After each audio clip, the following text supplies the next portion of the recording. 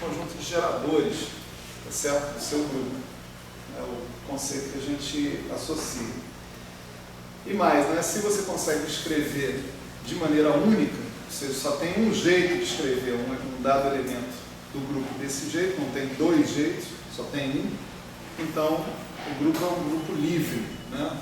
Foi a história que a gente falou, né? na vez anterior. Vamos supor que você tem um grupo não livre, né? Então você tem a possibilidade, eventualmente, de obter situações desse tipo. Um certo R que por exemplo, x, L1 e 1, x, Ln e N, que coincide com a identidade, né? Esse R, escrito dessa maneira, né, é um produto, né, de potência dos geradores, dando a identidade. Isso é chamado uma relação, certo? Isso é chamado uma relação.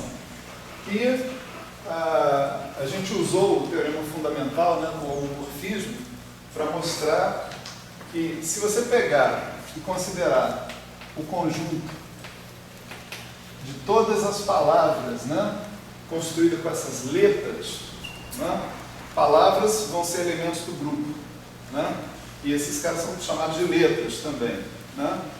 Isso aqui é uma palavra, tipicamente, né.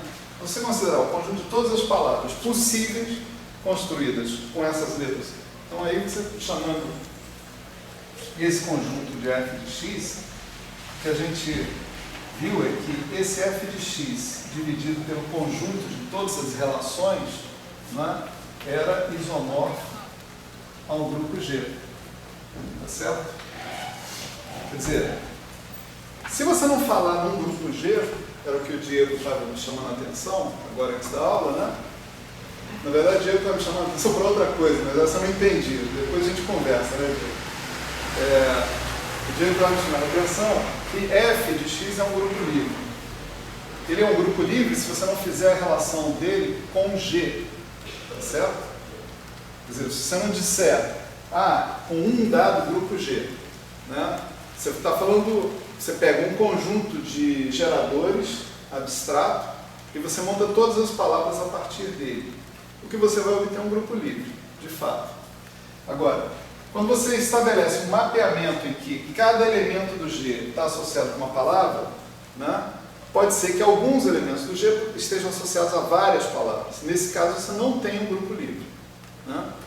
Mas aí é um problema do mapeamento que você está fazendo, né?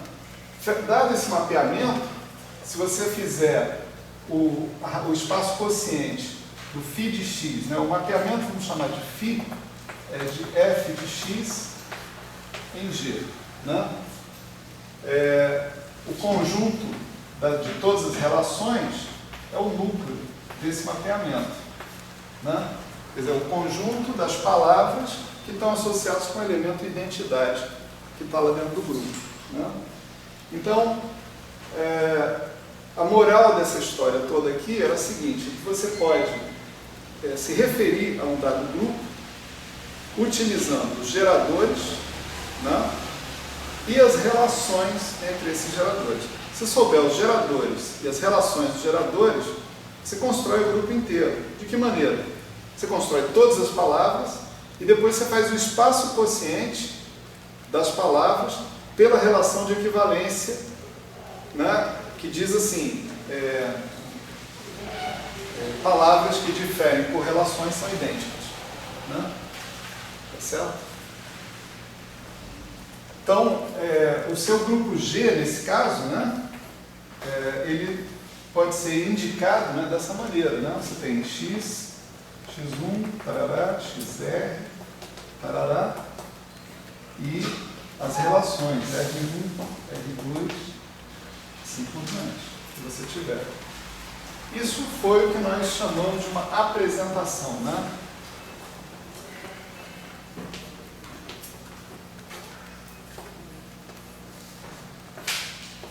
A apresentação de...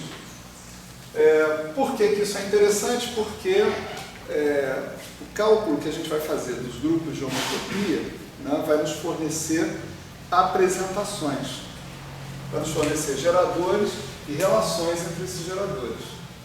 Então a gente vai, se a gente for esperto, a gente consegue identificar os grupos em questão. O grupo de homotopia é um grupo, né, nós já mostramos. Agora, que grupo ele é? Essa que é a pergunta, né? Em cada caso particular.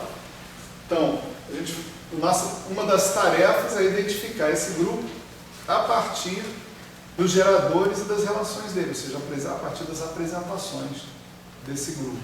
Tá certo? Então, esse aí foi o segundo tópico da aula passada, né? Foi o segundo tópico da aula passada. O primeiro tópico da aula passada teve a ver com a definição de simplexos e complexos simpliciais, certo? A gente está revisando de trás para frente, que a gente vai retomar principalmente a partir dos simplexos, né? Então, a gente imaginou, né, subconjuntos, né, de Rn, né? Então, assim, não tem nada de misterioso, né, com os objetos que a gente está considerando, são subconjuntos de Rn.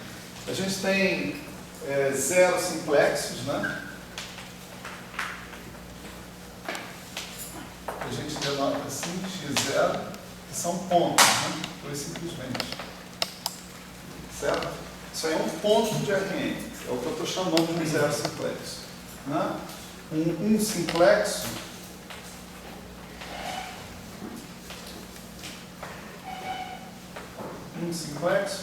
vai ser um cara desse tipo x0, x1, que inclui, é um segmento de reta ligando x0 a x1, incluindo todos os pontos intermediários desse segmento. Então, esse é um conjunto específico, né? Um subconjunto específico do Rn. Você tinha um 2 simplexo, né?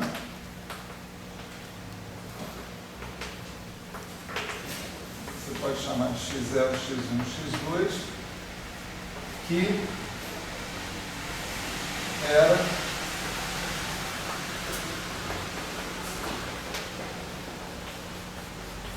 um triângulo com o seu interior incluído, tá certo? Não era só a parte exterior do triângulo, triângulo com o seu interior e com a sua borda incluída também, tá certo? Tinham 3 simplexos, né?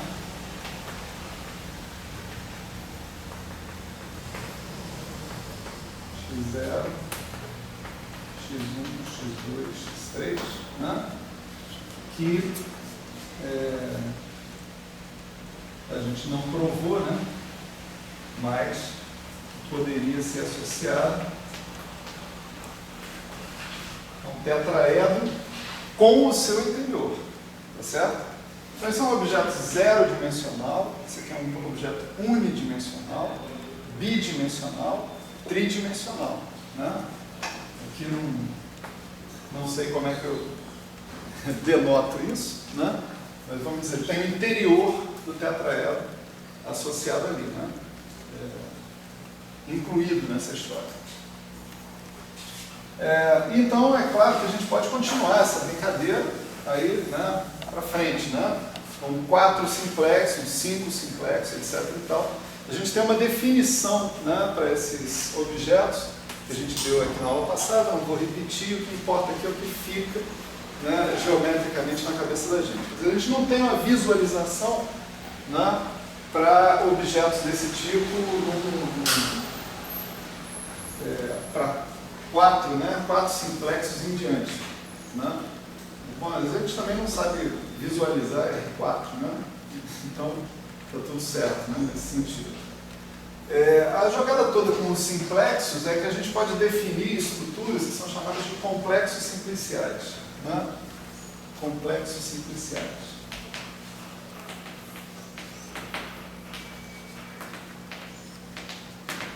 Os complexos simpliciais, eles são, na verdade, conjuntos de simplexos, né? Não necessariamente de uma dimensão específica, né? Pode ter várias dimensões, pode ter simplexos zero-dimensionais ou pontos, né? Unidimensionais, bidimensionais, tridimensionais e assim por diante, né? Mas é uma coleção, é um conjunto de subconjuntos, né? É um conjunto, né, de simplexos. É um conjunto de simplexos satisfazendo duas condições, né, específicas que a gente enumera aqui, né? E diz o seguinte, né? A face, uma face, né, arbitrária de um simplexo em K, né, pertence a K. Quando a gente chama de uma face de um simplexo, a gente está falando de pontos limite, vamos dizer assim, né, ou simplexos limite, né, do dado simplexo que a gente está falando. Esse cara aqui não tem face nenhuma, um ponto, né, mas esse cara que está aqui tem duas faces, são as bordas essencialmente deles, um ponto x0 e ponto x1. Né? Um 2 simplexo vai ter várias faces. Ele vai ter faces que são simplexos, x0, x2, x0, x1, x1, x2, e faces que são 0 simplexos, x0, x1 e x2, pura e simplesmente. Tá? Um 3 simplexo, como esse, ele vai ter faces 0 dimensionais, x0, x1, x2, x3, faces unidimensionais, x0, x1, x1, x2, x2, x3, né? x1, x3, x0, x3, faces bidimensionais também, x0, x3, x1, com o interior desse triângulo incluído, né? x1, x2, x3, com o interior do triângulo incluído, assim por diante. Então, todas essas coisas são faces, são subsimplexos que você pode encontrar dentro do simplexo, né? Você tem com dimensão igual ou menor que a dimensão do simplexo. A questão de dimensão já é meio intuitiva, é zero dimensional, unidimensional, assim por diante, né? Então, se você tem uma face própria, isso significa que a dimensão dessa face é efetivamente menor que a dimensão do seu simplexo. Tá certo? Então, o seu complexo simplicial ele tem que ser definido de modo que essa propriedade aqui seja satisfeita. Essa e mais essa aqui. Né? Se você tem dois caras, né? Dois simplexos pertencendo a K, a interseção entre esses dois caras, né? Ou é vazia, ou é face de sigma e de sigma lim. Certo? Então a gente precisa dessas duas condições para definir um complexo simplicial. Certo?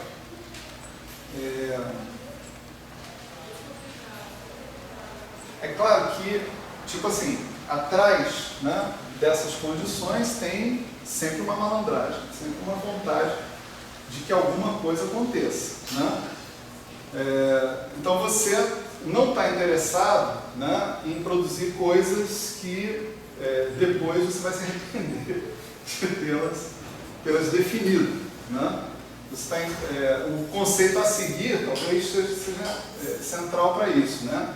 O conceito a seguir é o conceito de poliedro, né? Que a gente chama de módulo de K, né? Que vai representar a união de todos os simplexos do complexo simplicial. Agora, vamos entender a diferença da natureza de uma coisa para a natureza da outra. Né? Você está falando da união, então você tem conjuntos e você tem um conjunto união desses conjuntos. Portanto, o poliedro é um conjunto de pontos, não é um conjunto de conjuntos. Tá certo? Um poliedro é um conjunto de pontos. Né? Um conjunto de conjuntos é um complexo simplicial. Né? Então, por exemplo, naqueles exemplos que a gente deu, o que é e o que não é um complexo simplicial, né? a interseção entre dois conjuntos dava um certo ponto lá, né, num dos exemplos que a gente colocou. Só que esse ponto não era um elemento do complexo simplicial, embora esse ponto fosse um elemento de um dos conjuntos que compunham o complexo simplicial. Né? O exemplo que a gente tinha dado era esse aqui, né, se não me engano. Esse aqui é um 2 simplexo, né? Esse daqui são 3, né? 1 simplexo, e aqui você punha mais um simplexo na jogada. Né?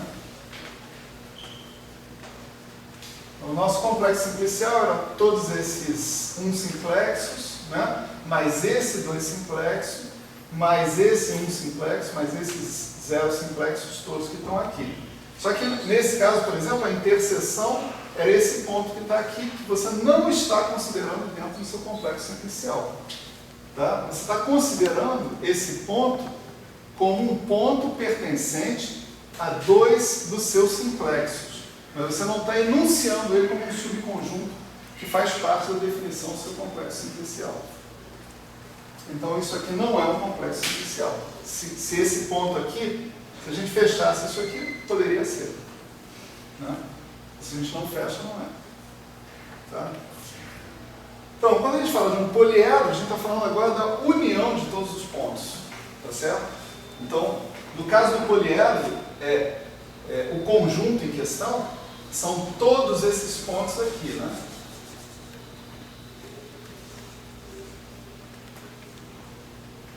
Certo? Se fosse isso, né? O poliedro seria isso. Uma união de todos esses pontos que estão aí. E a ideia de poliedro, né, ela aparece exatamente como o que eu falei de tornar um espaço bizarro. Né? Tá certo? Quer dizer, tornar um espaço anguloso, discreto. Né? Então, por exemplo, um belo espaço suave que a gente conhece é esse espaço que está aqui, né? Um círculo, por exemplo. Né? Uma triangulação desse espaço, né? Seria você associar, por exemplo, esse conjunto de 3 1 simplexos que você tem a esse espaço. O poliedro associado com esse cara é homeomorfo, né? É obviamente homeomorfo, vou falar assim, né? A esse cara que está aqui. Né? Se você pegar esse cara aqui e deformar continuamente, você chega nesse. Isso você não precisa nem exibir a deformação, né? O homeomorfismo em questão, né? Para você ver isso. Então, a diferença entre esse cara e esse cara, na verdade, é uma diferença de que você pegou o círculo e você representou esse círculo de uma maneira padronizada. Né? Você representou com elementos padronizados.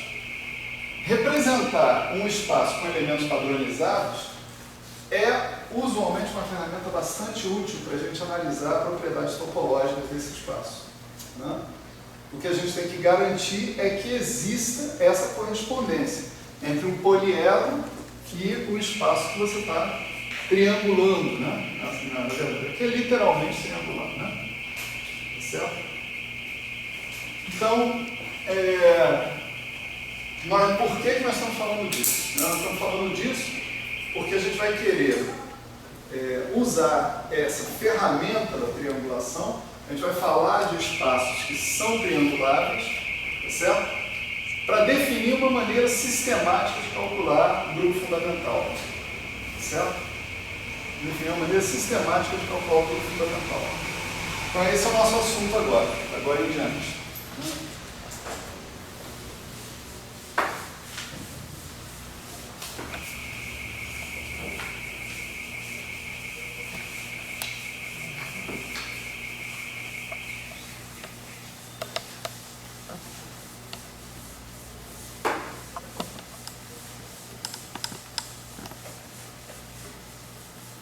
Então vamos lá.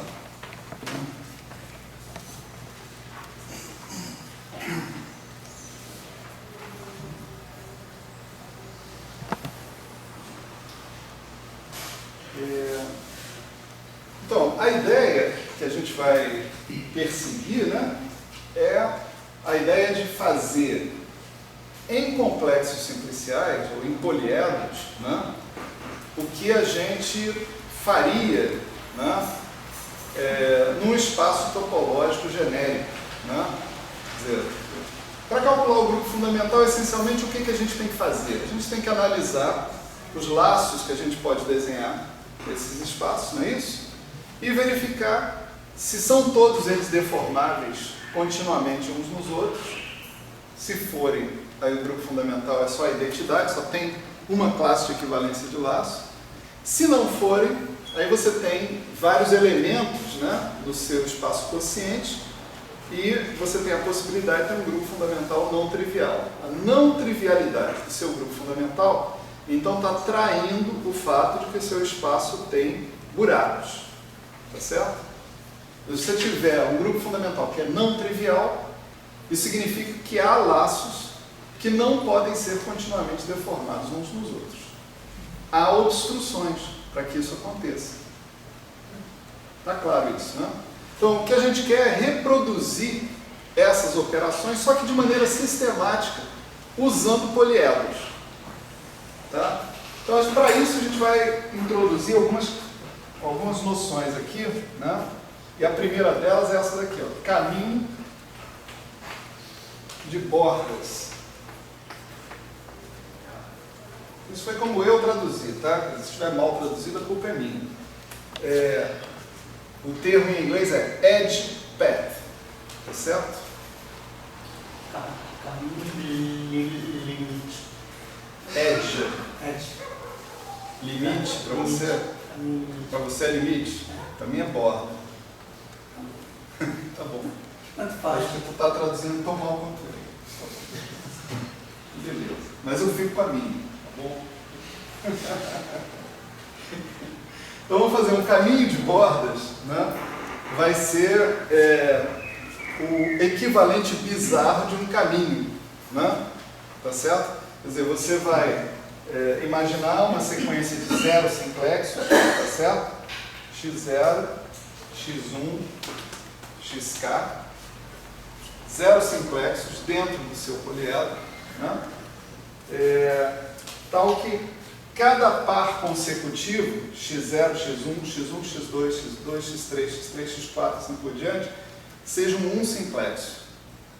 Tá certo? Então o negócio é assim, né? x0, x1, x2, x3,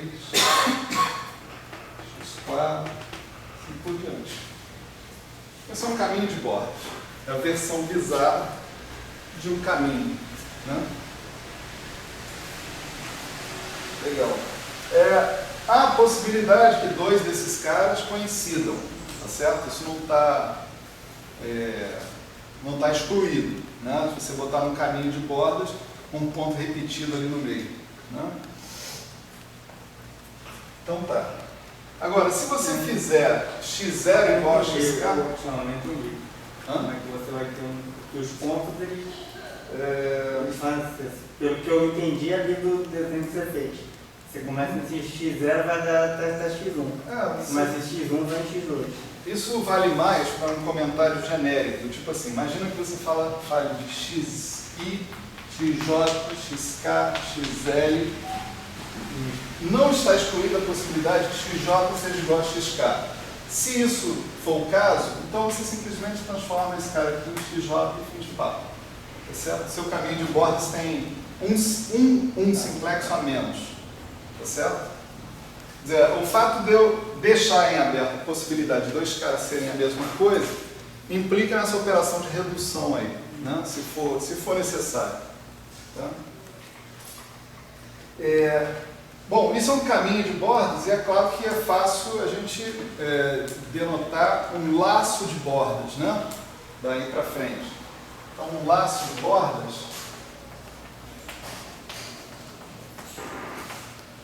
é um cara tal que x0 igual a xk.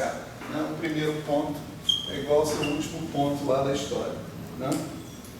Se você tiver no seu poliedro, né? No seu complexo simplicial, essa propriedade, cada par de vértices que você tiver vai poder ser interligado por um caminho de bordas inteiramente contido dentro do seu poliedro. Então, seu poliedro é conexo por arcos, que nem o conceito que a gente tinha para os espaços topológicos também antes, né? A gente definiu caminho, definiu conectividade por arcos, a mesma coisa, né? Vocês percebem aqui que a diferença, né, é que você não tem um número infinito de caminhos possíveis dentro do seu complexo simplicial, né? Se você for sistemático, você consegue montar todos os caminhos possíveis dentro do seu complexo simplicial. Ao contrário, se você tiver um espaço topológico, você tem um número infinito de caminhos que você pode colocar dentro dele, né? Então, essa é a propriedade mais legal da história, que você reduziu a consideração do número infinito de caminhos ou de laços, etc. e tal, a um número finito que você pode manusear. Tá certo? Tá claro isso? Então, beleza. Aí a brincadeira é a seguinte, né? A nossa regra para identificar como sendo da mesma classe de equivalência dois laços, né, ou dois caminhos, era que um pudesse ser continuamente deformável no outro, né? Isso envolvia você encontrar uma homotopia, né, mostrar, né, que existia essa homotopia e que você podia deformar um laço em outro laço. Aqui a gente pode simplificar tremendamente essa questão, né, definindo o que nós entendemos por deformação. Claro que não é uma deformação contínua, é uma deformação possível, né? Vamos dizer assim. Olha só, eu vou dizer que eu tenho um critério de equivalência, né?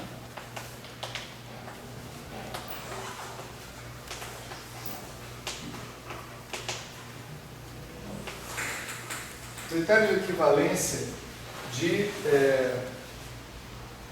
laços de bordas.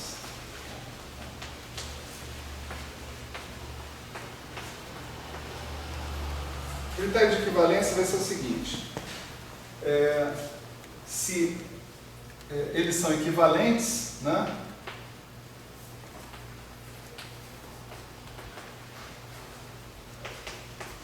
se puderem ser reduzidos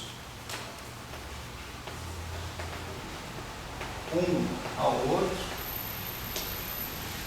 com as operações a seguir. Eu escrevo isso porque é para dar tempo de pensar também. Tá certo? Que operações são essas? São duas operações, basicamente. Assim, a primeira operação vai ser essa daqui, ó.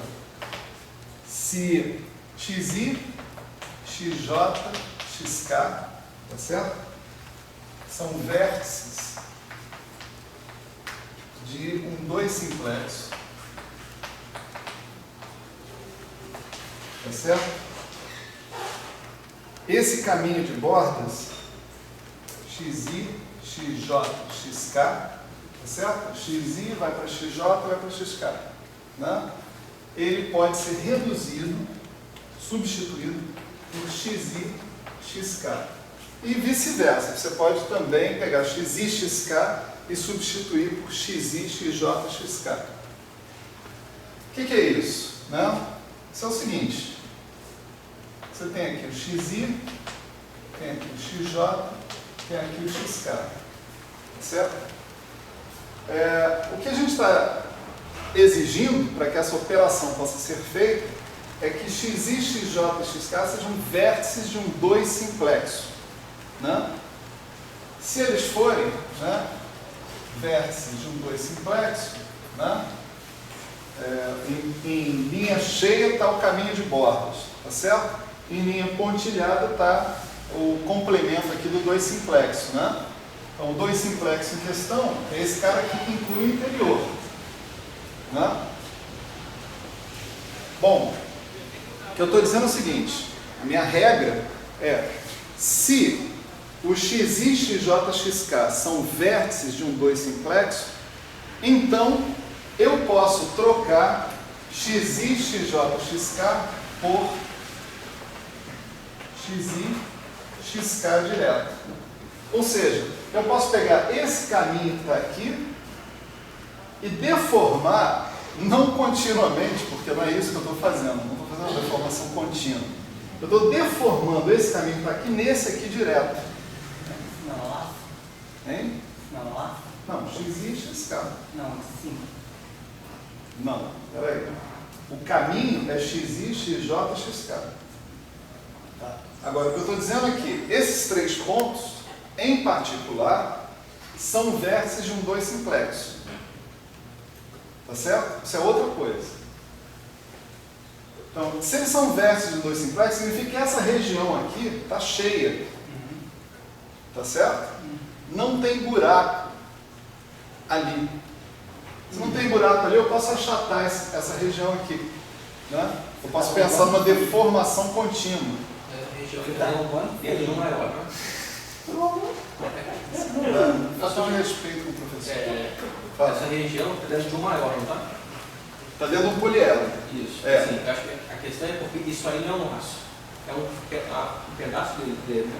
Esse é um pedaço de um caminho. Isso. O caminho todo não está aí. O caminho pode continuar Sim, para cá, para Isso. cá, etc. Deformou uma seção. Estou deformando um pedacinho. Isso é o que eu chamo de deformar um cara no outro no contexto do poliedro. Eu podia simplesmente dizer, essa operação é assim e...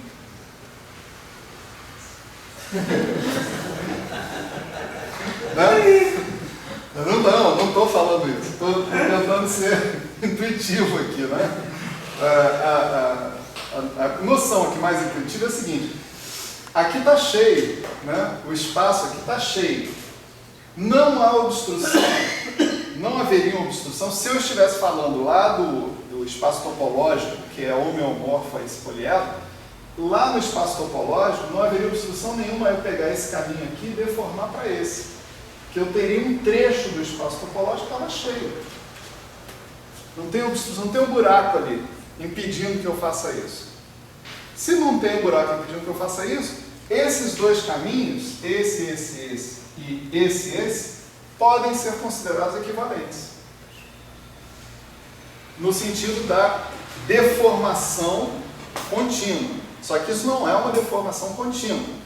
Né? Eu estou dizendo, quando eu tiver um caminho desses, eu posso, do ponto de vista, né, de equivalência de caminhos, substituir por esse. Esse é o meu critério de equivalência. Esse é um critério arbitrário? A gente pode ver assim, é um critério arbitrário. Mas é um critério arbitrário que tem uma malandragem aí no meio. Né? É essa malandragem que eu quero que vocês peguem.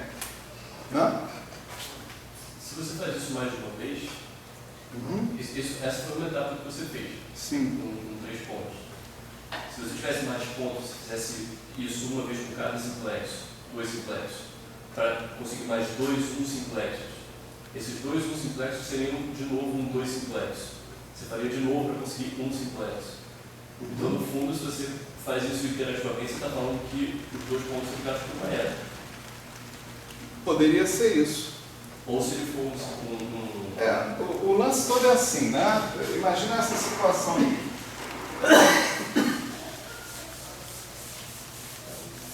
Eu acho que visualizar, por exemplo, dentro do poliedro, né, pode ser que deixe as coisas mais claras.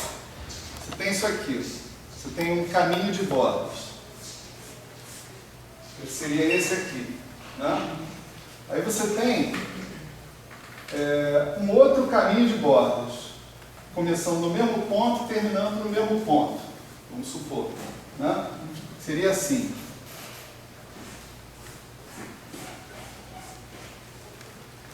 Sei lá, melhor fazer assim direto. Né? Será que esses dois caminhos de bordas são deformáveis um no outro? Para eu chegar a essa conclusão, eu posso fazer essa conta aos poucos. Tá certo? Então, por exemplo, né, eu estou dizendo que aqui eu tenho um 2 simplexo. Posso dizer também que aqui eu tenho outro 2 simplexos. Eu estou supondo que a triangulação é assim, não sei. Né? Tem que chutar alguma triangulação. Né? Aqui eu posso imaginar uma outra triangulação assim e a outra assim. 1, 2, 3. Isso.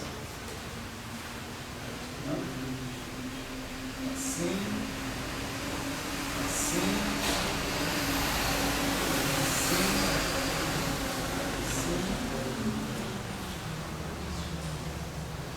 assim, assim, olha que maravilha. Né?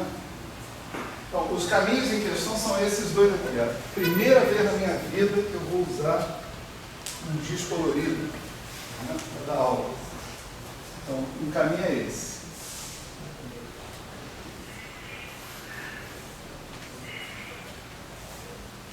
E o outro caminho é esse aqui. Agora que eu reparei que eu peguei um giz vermelho e verde, não tem branco ali, então isso é um problema.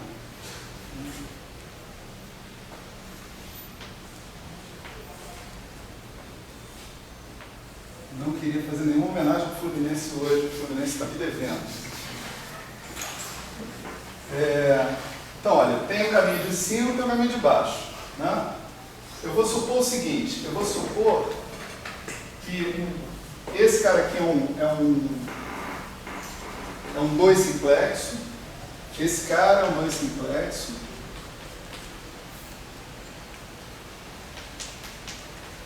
esse cara é um outro 2 simplexo, esse cara é um 2 simplexo, esse também, esse também, esse também, mas esse aqui não, esse aqui sim.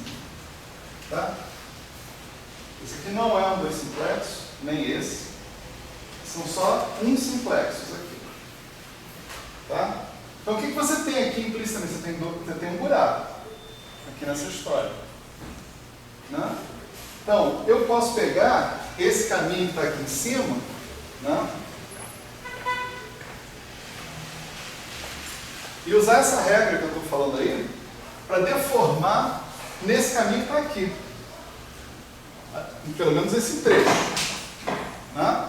Por exemplo, esse e esse podem ser deformados nesse aqui, ó. Porque eles são vértices de um 2 simplexo. Né? Agora, esse e esse podem ser deformados nesse aqui. Tá certo? Nesse aqui. Porque eles também são vértices de um 2 simplexo. Né? Aqui está mal. Né? Como é que é isso?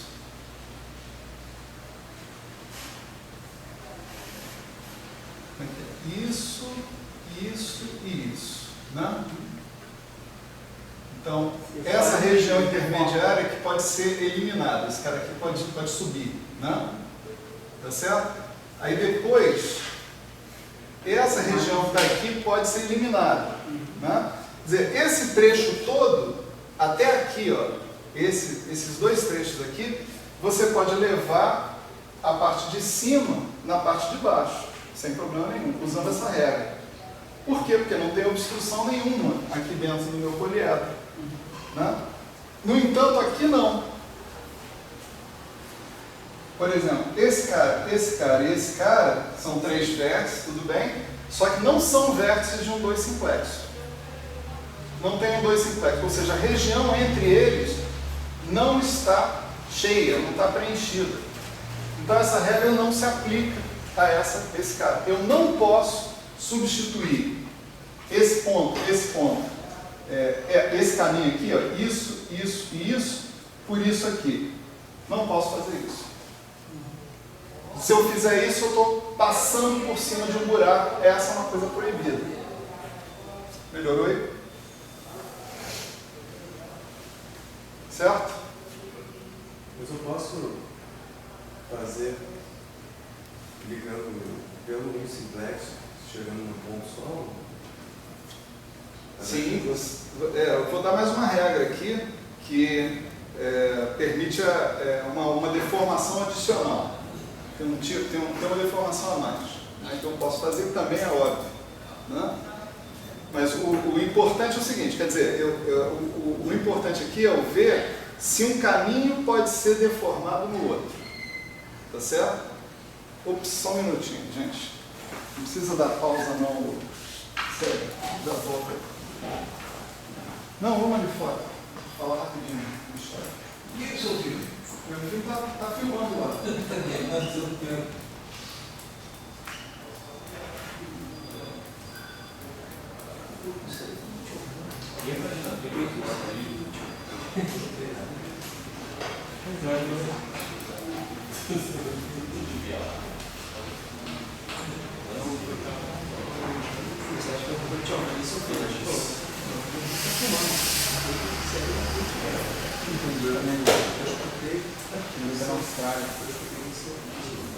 Pronto, estou de volta. O filme ficou filmando, mas... Então, tipo assim, o espírito da coisa aqui é fazer isso, deformar um caminho no outro, através de uma série de operações padronizadas. Tá certo? Essa é uma operação padronizada, deixa eu botar isso para cá.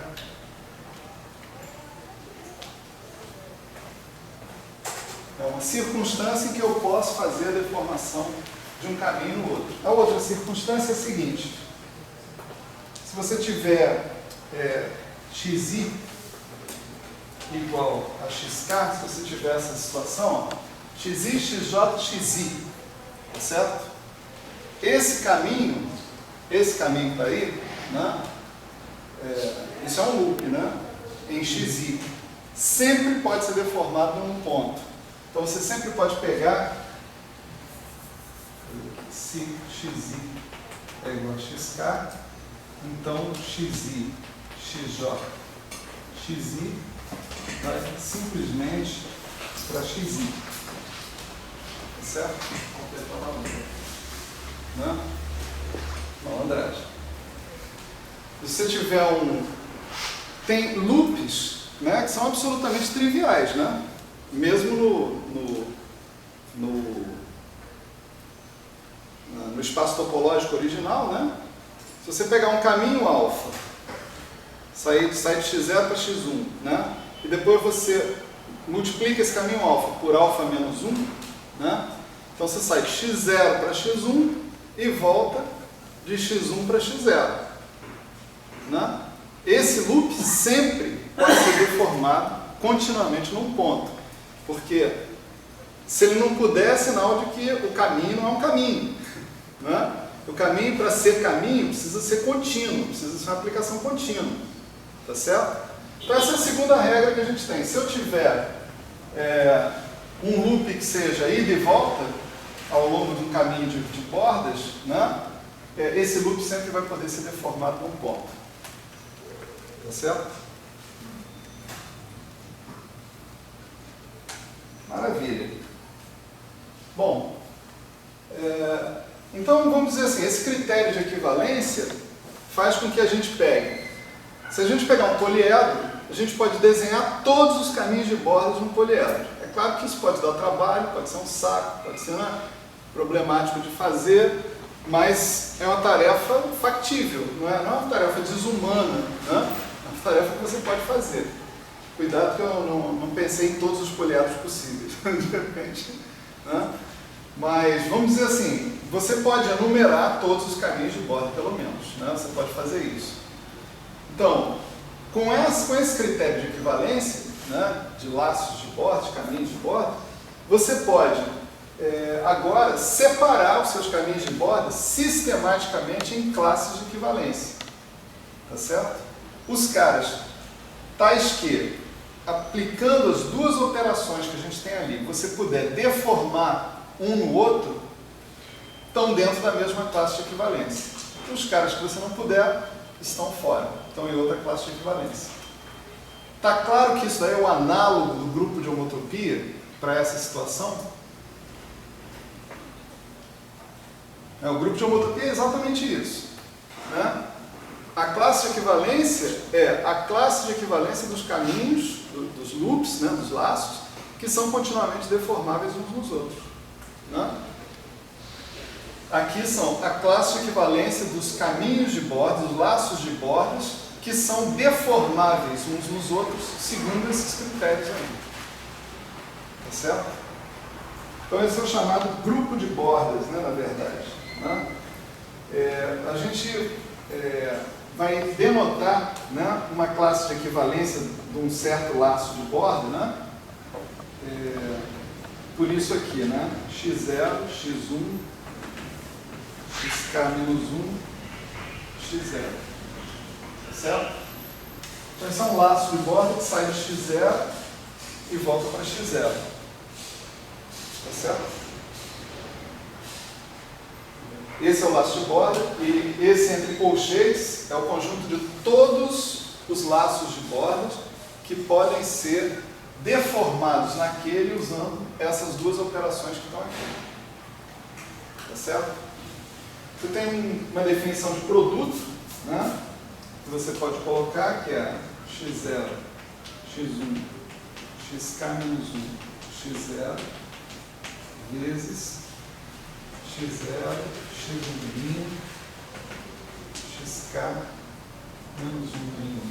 x0, né? Produto de classes de equivalência de laços de bordas vai ser isso aqui, x0, x1, xk-1, x0, x1', xk-1, x0.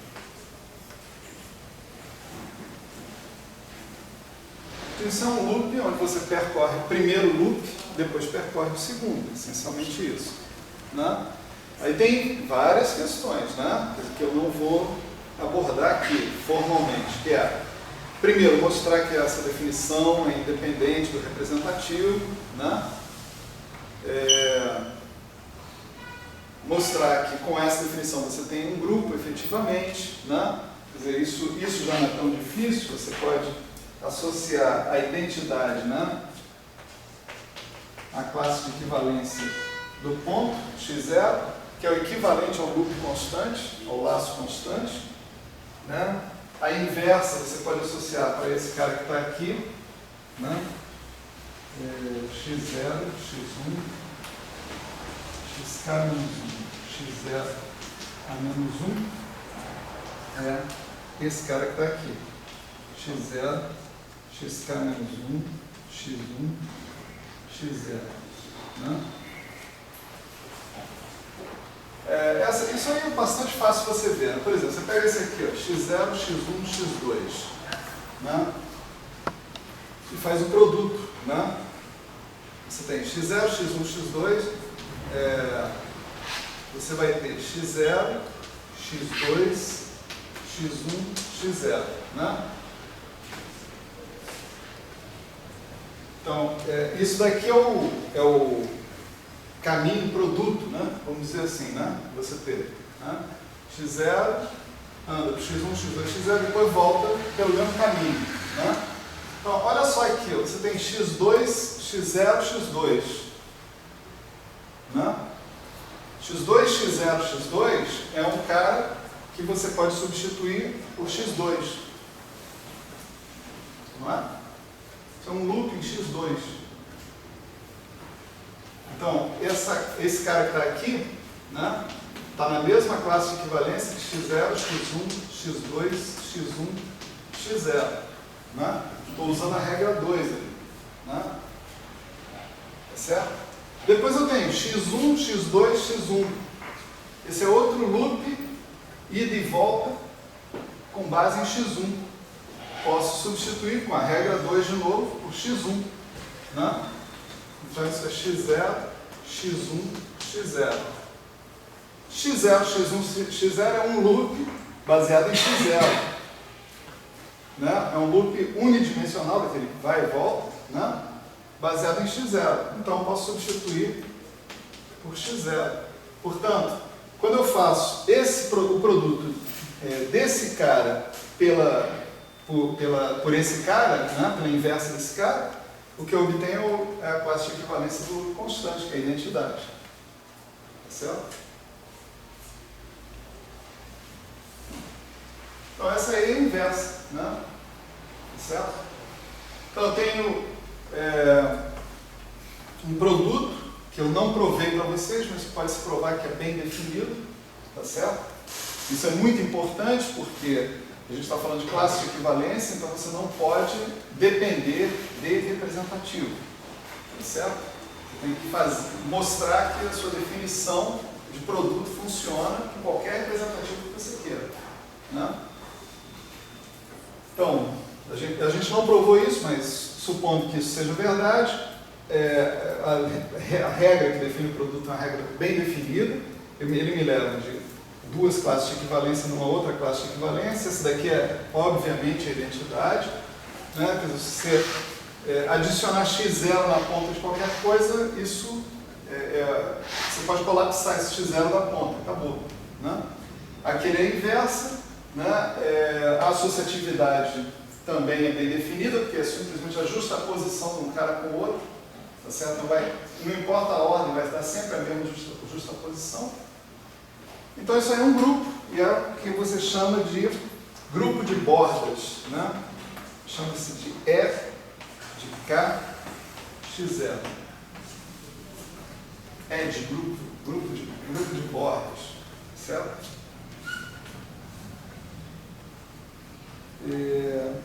Esse edge group, teorema, né? Ele é isomorfo ao P1 de x0, né? Se o x for homeomorfo, né? Ao poliedro associado com o complexo simplicial em questão. Teorema sem prova. Mas não há novidade nenhuma disso, né? Nesse curso, né? E ainda vão envolver muitos, né? Teorema sem prova. Mas enfim. Bom, então o ponto aqui é calcular o grupo de bordas, tá certo? Se eu calcular o grupo de bordas, calculei o grupo fundamental do meu espaço topológico X. Aquele teorema ali me garante isso, tá certo? Então, se eu conseguir um jeito de calcular o grupo de bordas para um determinado poliedro, né, eu arrumei uma forma sistemática de calcular o grupo fundamental. Ok? Então vamos mostrar que essa forma sistemática existe, né? Vamos lá.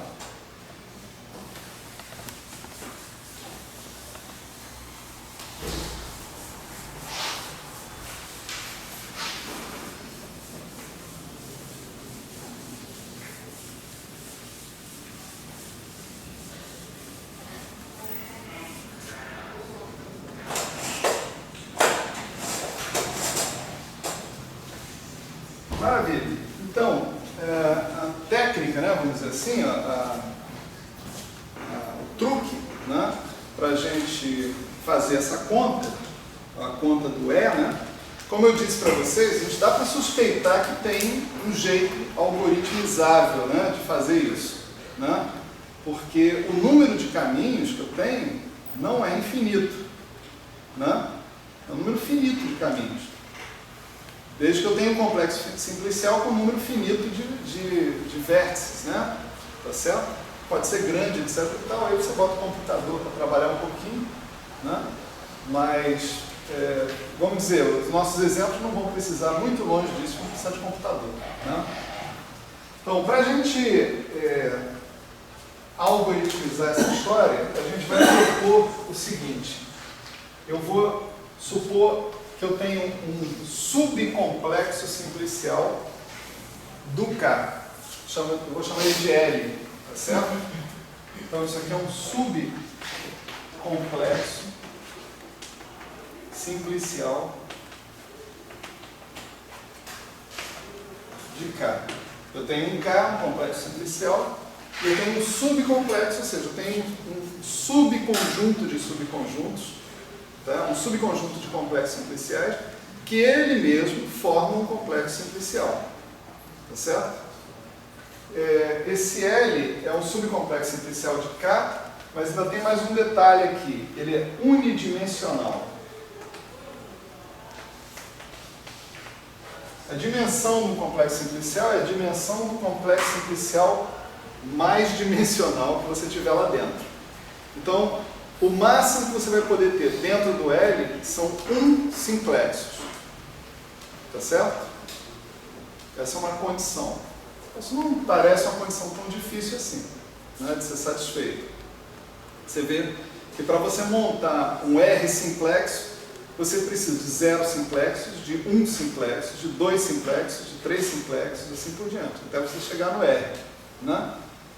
Então, dentro de qualquer complexo simplicial, sempre existe um subcomplexo simplicial unidimensional. Né? Maravilha. Então, mas esse L que nós vamos tomar, esse subcomplexo simplicial unidimensional, nós vamos pedir que ele satisfaça mais 3 requisitos. Né? Primeiro requisito, esse L contém todos os vértices.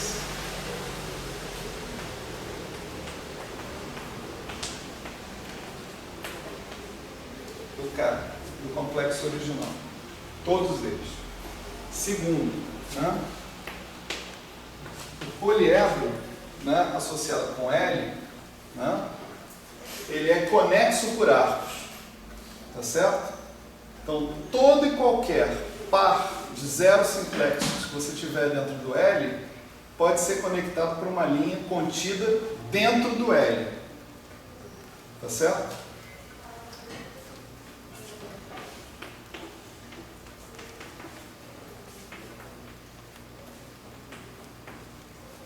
O 3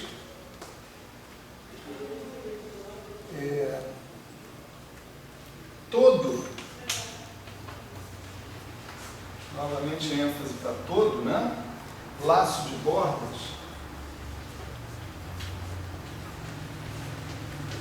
em L, né? Pode ser reduzido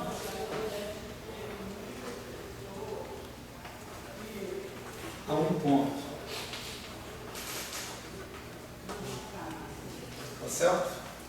Gente, essa condição de hoje não é trivial, porque eu imagino que você tem um par de 0 complexos, eu não estou ligado com um complexo se eu tenho um complexo simplicial normal aqui. Não é muito trivial não, porque o teu complexo K ele poderia não ser conexo por arcos. E aí você teria, todos os vértices teriam que pertencer ao L, e alguns desses vértices não estariam ligados ao outro cara. Tem que estar ligado. Isso é, cada vértice está ligado a todos os outros vértices? Não foi isso que eu disse. Eu disse o seguinte, se você tiver 2 vértices quaisquer, tem um caminho que você pode fazer ligando um ao outro que está contido no L. Contido no L. Tá certo? Isso mais ou menos vai levar a uma coisa assim. Né? Você vai ver que essas condições são... A gente vai ver exemplos, né? Isso daí, vários exemplos. Mas a última condição é que é interessante aqui, tá certo? Esse L é um subcomplexo simplicial unidimensional, não tem laços de bordas que não possam ser reduzidos a um ponto. Tá certo? Você não pode montar dentro do L, esquece o K agora, ninguém está falando do K, está falando do L. Né? A gente está falando do L.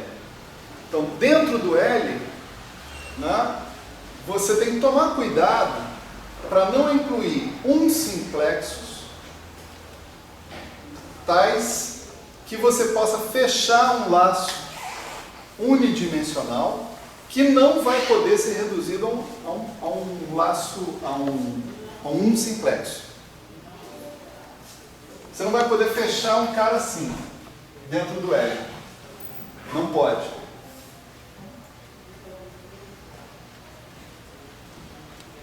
Por que? Vocês vão ver. Não pode fazer isso.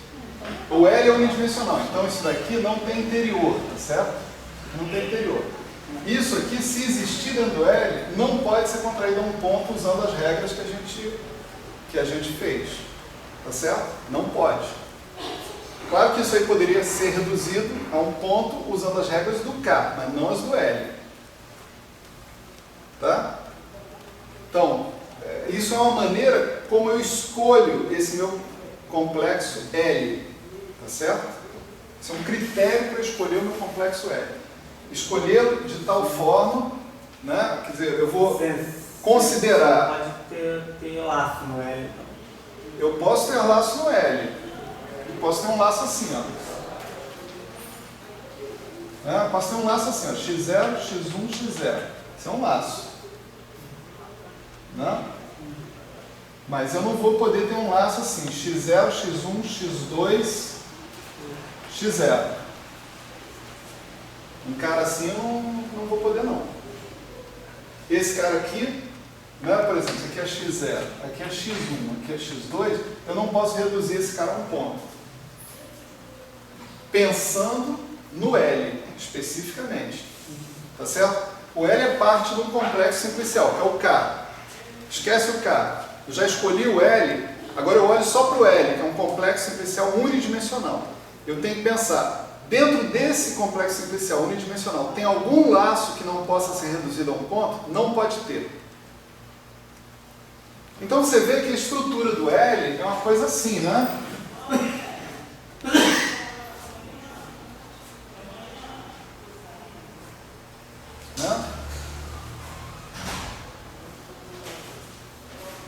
Tem que ser um negócio assim.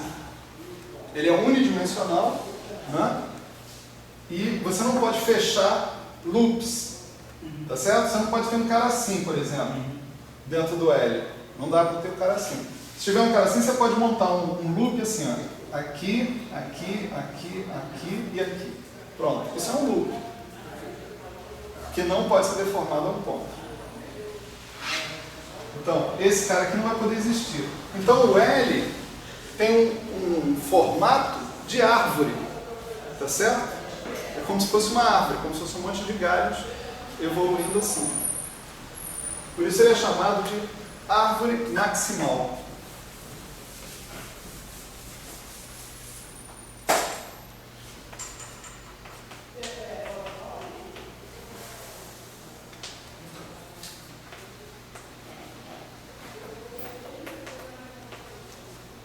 Ok?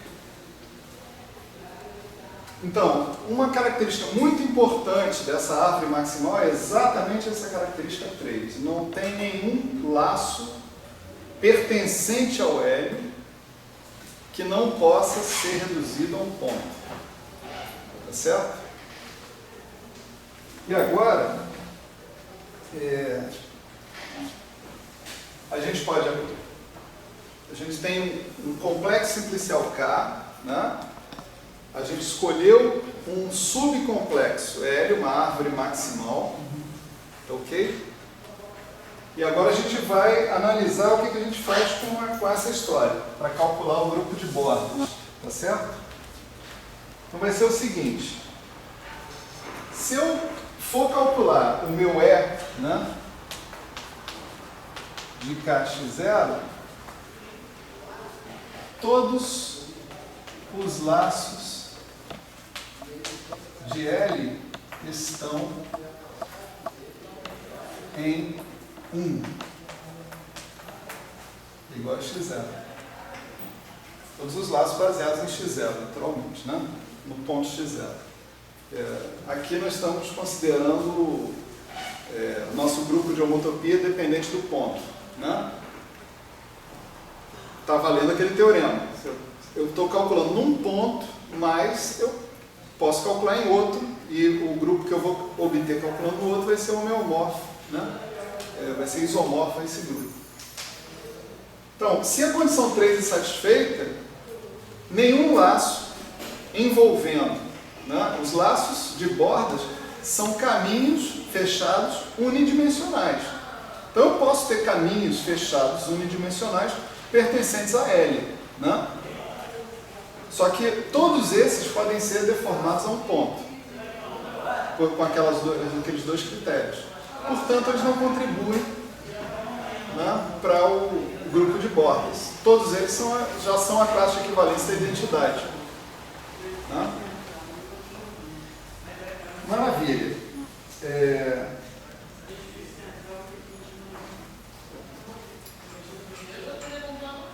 Bom, então, pega o resto do complexo simplicial, vamos chamar de K menos L, tá certo?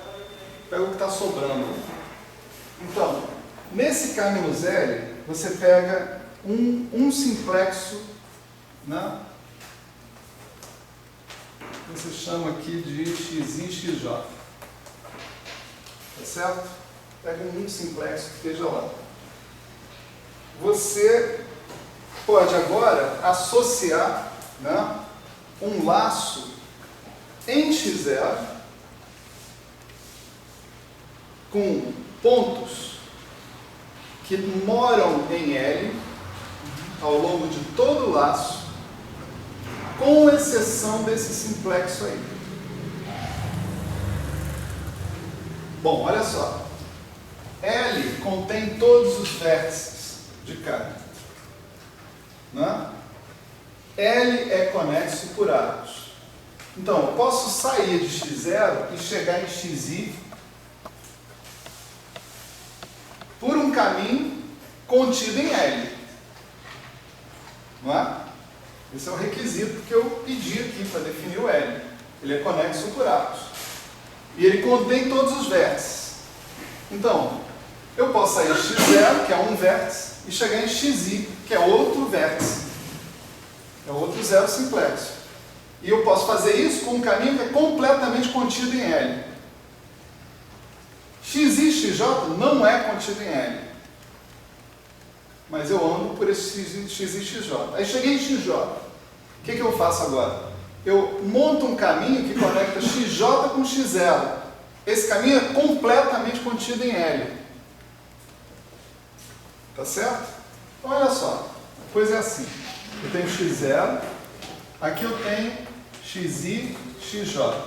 Esses caras não pertencem a L. Tá certo? Então, eu posso montar aqui. Sempre eu erro nesse finalzinho. Um certo caminho, né, onde todos os pontos e simplexos desse caminho estão em L. Esse caminho começa em x0 e termina em xi. Né? Tudo isso aqui está contido em L. Cheguei em xi. Xi e xj não está contido em L. Tá certo? Agora eu posso montar outro caminho, tá certo? Ligando xj a x0 e todo esse outro caminho também está contido em L. Então, com cada simplexo de K menos L, tá certo? Os de L não valem, porque se eu montar um loop com um simplexo de L, ele é identidade. Esse loop é identidade, por causa do requisito 3. Então, eu já não preciso considerar. Né? Mas se eu pegar um simplexo que não esteja em L, né, eu posso montar um loop desse jeito que eu estou falando para vocês. Todos os simplexos que estão aqui estão contidos em L. Esse caminho todo está em L, até chegar em xi. Esse caminho todo está em L, de xj para x0. A única coisa que não está em L é esse cara que está aqui. Então aqui eu tenho um loop. Eu tenho um loop que está associado a um simplexo de K menos L. cada um simplexo de K menos L pode ser associado a um loop dessa maneira. É um loop com base em x0. Entenderam agora por que o L foi montado assim? Ele foi montado assim para que você pudesse fazer isso. Para que cada um simplexo, tá, que não pertencesse ao L, pudesse ser associado a um loop. Então parece clara a tarefa, né? Pego todos os simplexos de K menos L, cada um deles vai ser associado a um loop. Verifico se eles são equivalentes por deformação ou não. E aí eu vejo como calcular, né, o grupo fundamental, o grupo de bordas, né, nesse caso. Mas ainda falta alguma coisa, né, para o negócio virar um algoritmo. Ainda não está tão assim não. Calma, está chegando.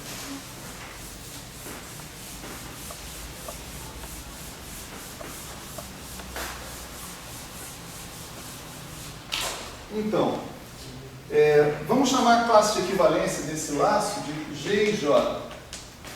Ela é assim, x0, xi, xj, x0. Tá certo? Isso é um loop, né? Todo esse pedaço aqui, à esquerda, está em L. Todo esse pedaço aqui à direita está em L. A única coisa do loop que não está em L é esse pedaço aqui. Tá certo? xi, xj. Tá certo? Então, a jogada aí é a seguinte, né? Você vai denotar por G e J a menos 1 o loop percorrido ao contrário. Tá certo? Então, saindo de x0, chegando em xj, indo para xi e voltando para x0. Né?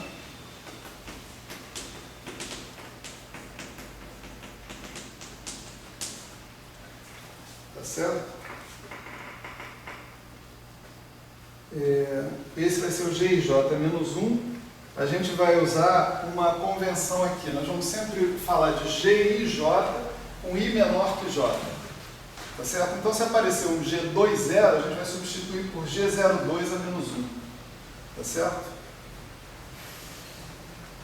Né? Porque, certamente, se eu botar G02, o inverso dele é o G20. Tá certo? O inverso dele é o G20. Então, agora, a grande jogada. Né? Suponha, né,